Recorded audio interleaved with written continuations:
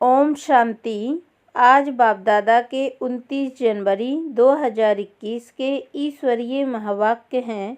मीठे बच्चे, great great grandfather अर्थात सर्वधर्म पिताओं का भी आदि पिता है प्रजापिता ब्रह्मा, जिसके ऑक्यूपेशन को तुम बच्चे ही जानते हो।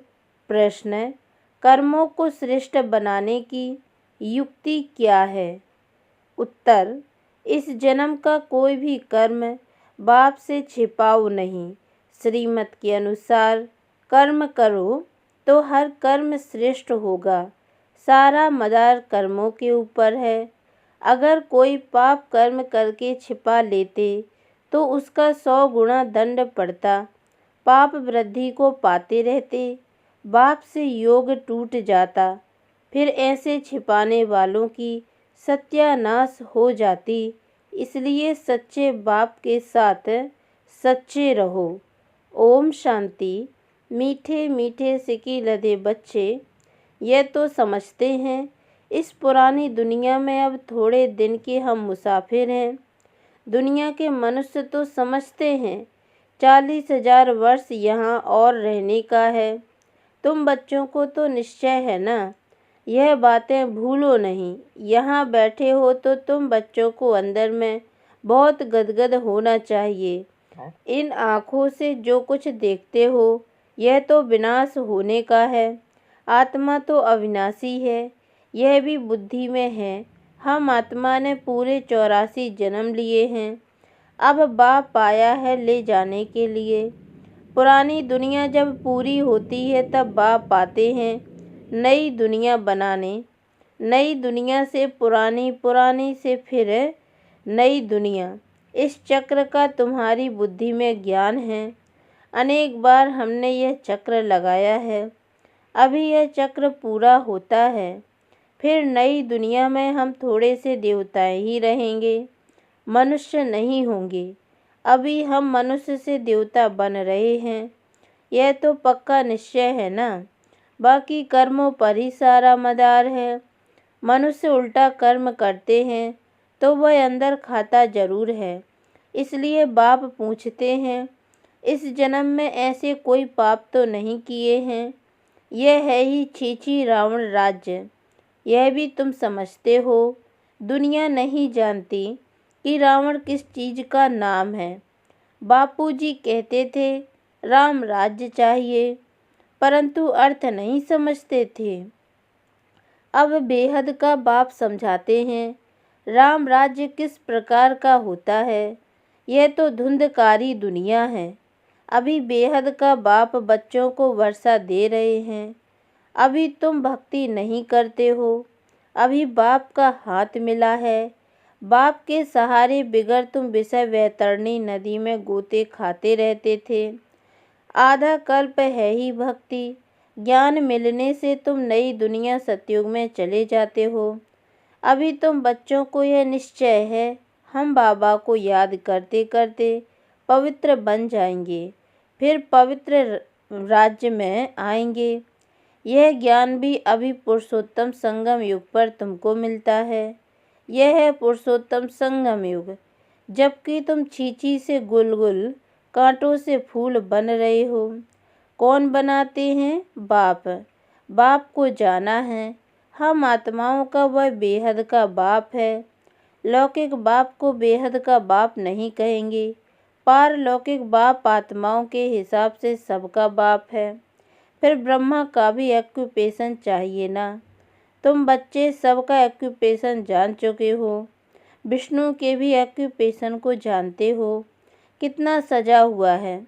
स्वर्ग का मालिक है ना। यह तो संगम का ही कहेंगे। मूल वतन, सूक्ष्म वतन, स्थूल वतन, वह भी संगम में आते हैं ना। बाप समझाते हैं पुरानी दुनिया और नई दुनिया का यह संगम है। पुकारते भी हैं हे पतित पावन आओ। पावन दुनिया है नई दुनिया और पतित दुनिया है पुरानी दुनिया। यह भी जानते हो बेहद के बाप का भी पाठ है। क्रिएटर डायरेक्टर है ना। सब मानते हैं तो ज़रूर उनकी कोई तो एक्टिविटी होगी ना। उनको आदमी नहीं कहा जाता है। उनको तो शरीर नहीं है। बाकी सबको या तो मनुष्य या देवता कहेंगे। शिव बाबा को तो ना देवता ना मनुष्य कह सकते, क्योंकि उनको शरीर ही नहीं है। यह तो टेम्परेरी लिया है। खुद कहते हैं मीठे मीठे बच्चों को मैं शरीर बिगर राजयोग कैसे सिखलाऊं। मुझे मनुष्यों ने ठीक कर भीतर में कह दिया है, परंतु अभी तो तुम बच्चे समझते हो मैं कैसे आता हूँ। अभी तुम राजयोग सीख रहे हो, कोई मनुष्य तो सिखला न सके। देवताओं ने सतयोगी राजाई कैसे ली? जरूर पुरुषोत्तम संगम युग पर राजयोग सीखे होंगे। तो यह सिमरन कर अभी तुम बच्चों को अथाह खुशी होनी चाहिए। हमने अब 84 का चक्र पूरा किया है। बाप कल्प कल्प आते हैं। बाप खुद कहते हैं यह बहुत जन्मों के अंत का जन्म है। श्री कृष्ण जो प्रिंस था सतयुग का, वही फिर 84 का चक्र लगाते हैं। तुम शिव के तो 84 जन्म बताएंगे नहीं। तुम्हारे में भी नंबरवार पुरुषार्थ अनुसार जानते हैं। माया बहुत कड़ी है, किसको भी छोड़ती नहीं। यह बाप अच्छी रीति जानते हैं। ऐसे मत समझो बाप कोई अंतर्यामी है, नहीं, सबकी एक्टिविटी से जानते हैं। समाचार आते हैं, माया एकदम कच्चा पेट में डाल देती है। ऐसी बहुत बातें तुम बच्चों को मालूम नहीं पड़ती, बाप को तो सब मालूम पड़ता है। मनुष्य फिर समझते हैं बाबा अंतर्यामी है। बाप कहते हैं मैं अंतर्यामी नहीं हूँ। हर एक की चलन से सब मालूम पड़ता है। बहुत छीछी चलन चलते हैं। बाप बच्चों को खबरदार करते हैं, माया से संभालना है। माया ऐसी है, किसी न किसी रूप में एकदम हप कर लेती है। फिर भल बाप समझाते हैं तो भी बुद्धि में नहीं बैठता। इसलिए बच्चों को बहुत खबरदार रहना है। काम महाशत्रु है, मालूम भी ना पड़े कि हम विकार में गए हैं, ऐसे भी होता है।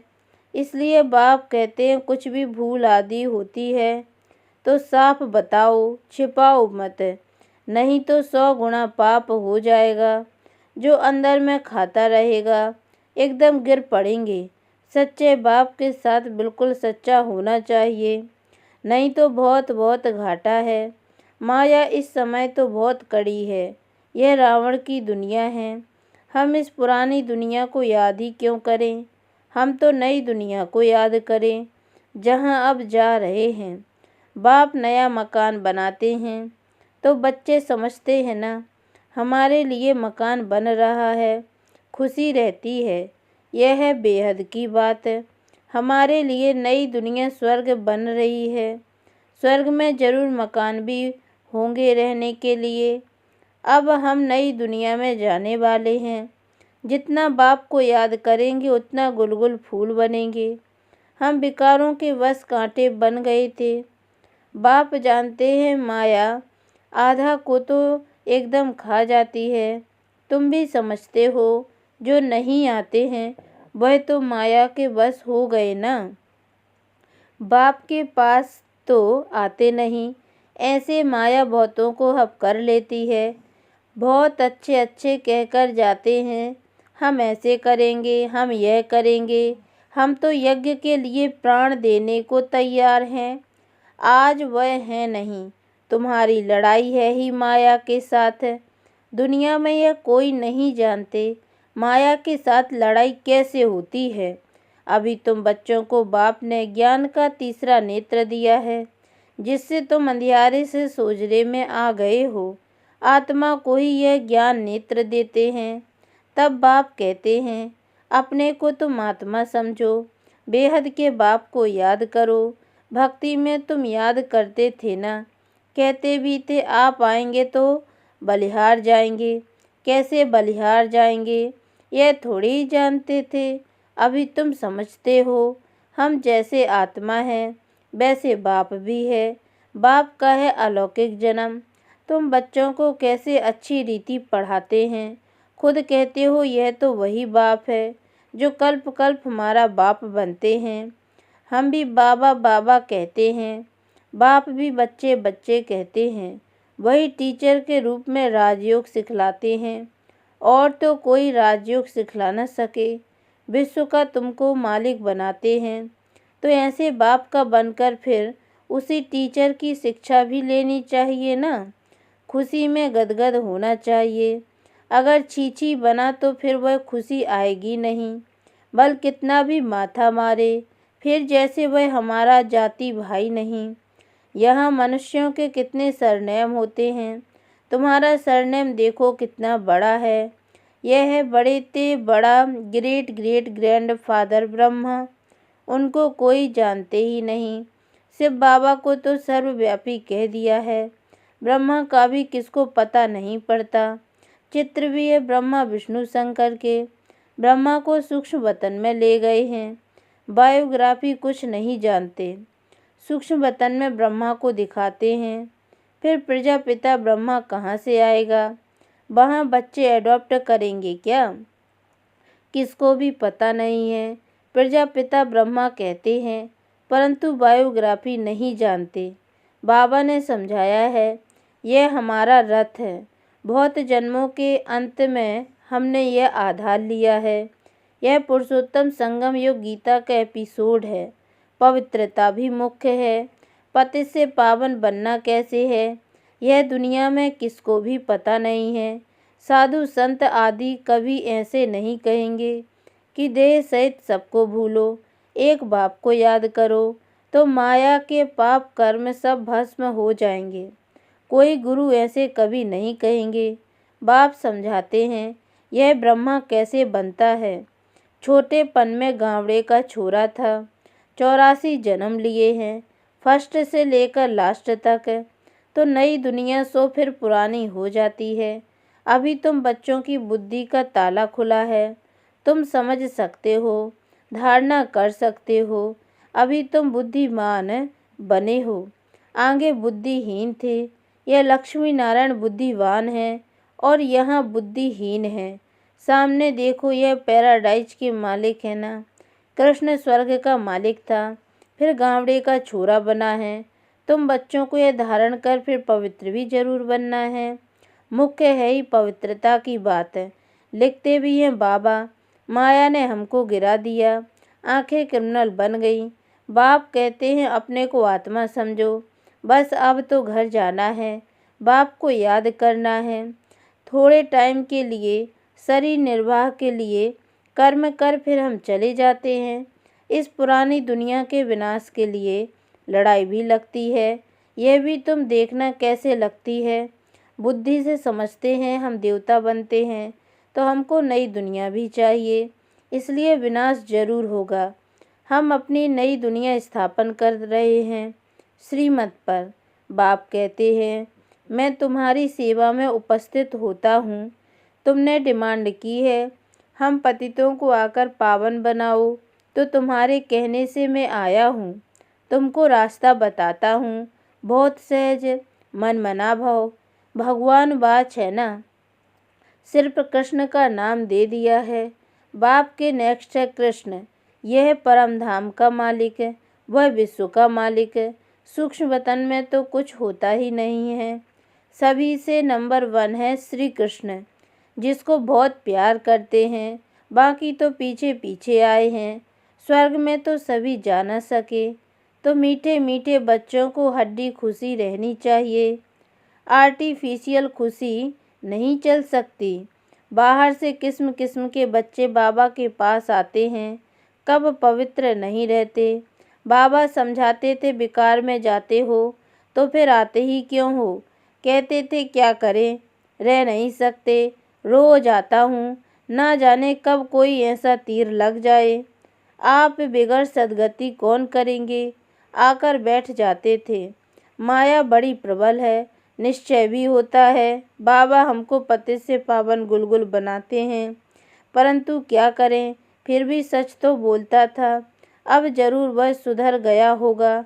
उनको यह निश्चय था, इन द्वारा ही हम सुधरेंगे। इस समय कितने एक्टर्स हैं, एक के फीचर्स ना मिले दूसरे से, फिर कल्प बाद उसी फीचर्स से पार्ट रिपीट करेंगे। आत्माएं तो सब फिक्स है ना, सभी एक्टर्स बिल्कुल एक्यूरेट पार्ट बजाते रहते हैं, कुछ भी फर्क हो नहीं सकता। सभी आत्माएं अविनाशी हैं, उनमें पार्ट भी अविनाशी नूंधा हुआ है। कितनी समझाने की बातें हैं, कितना समझाते हैं, फिर भी भूल जाते हैं, समझा नहीं सकते हैं। यह भी ड्रामा में होना है। हर कल्प राजाई तो स्थापन होती ही है ना। सतयुग में आते ही थोड़े हैं, सो भी नंबरवार। यहाँ भी नंबरवार है ना। एक का पार्ट एक ही जाने, दूसरा कोई जान नहीं सकता। अच्छा, मीठे मीठे सिकी लदे बच्चों प्रति माता पिता बाप दादा का याद प्यार और गुड मॉर्निंग। रूहानी बाप की रूहानी बच्चों को नमस्ते, और हम रूहानी बच्चों की ओर से भी रूहानी माता पिता बाप दादा को याद प्यार और गुड मॉर्निंग। बाबा नमस्ते। धारणा के लिए मुख्य सार। पहली पॉइंट है, सच्चे बाप के साथ सदा सच्चा रहना है। बाप पर पूरा पूरा बलिहार जाना है।